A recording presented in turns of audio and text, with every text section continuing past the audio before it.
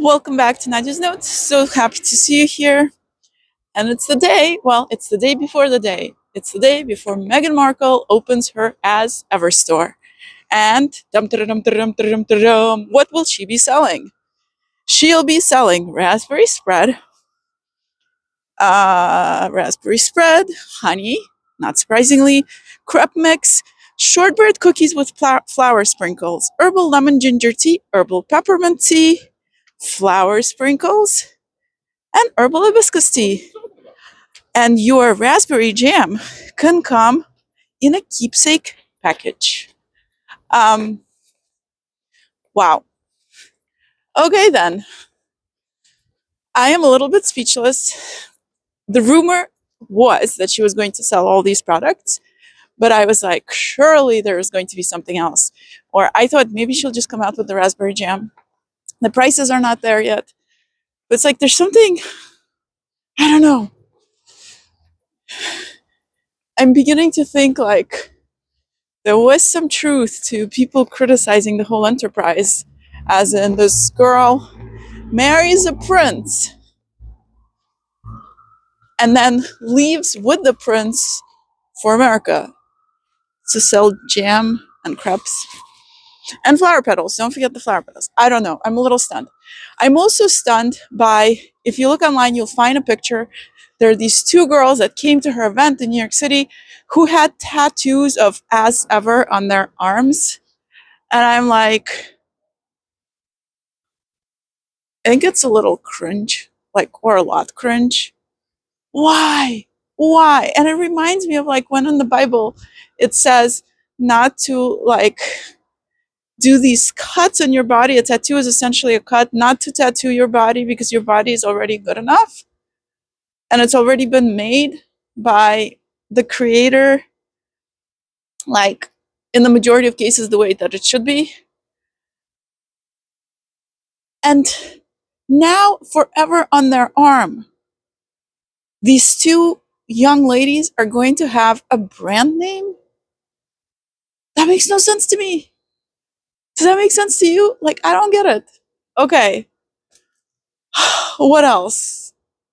Oh man, I don't know. Then, like, there is scandal around Harry's Sentebale um, charity. He resigned, the founder of the charity resigned. It's a charity that he and the Prince of Lesotho founded, I believe, in 2006 to help AIDS victims.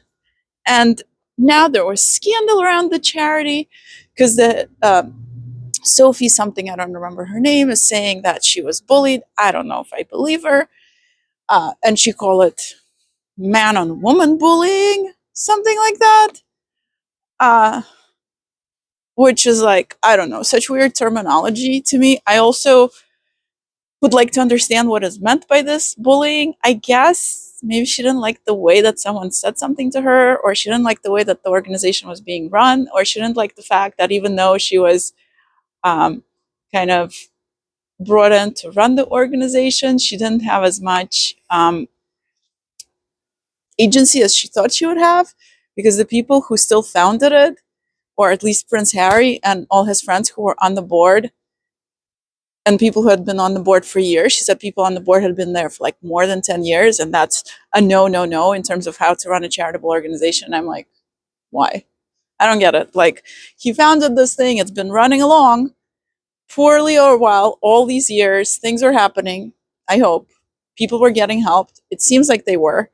So I really don't understand what the scandal is about, other than it seems that it's fairly easy to come out and say, well, I experienced this and this and this and this and this happened, but like she didn't give any evidence of this happening, which makes it really hard to understand who to believe in this situation. And the word bullying is used left and right now.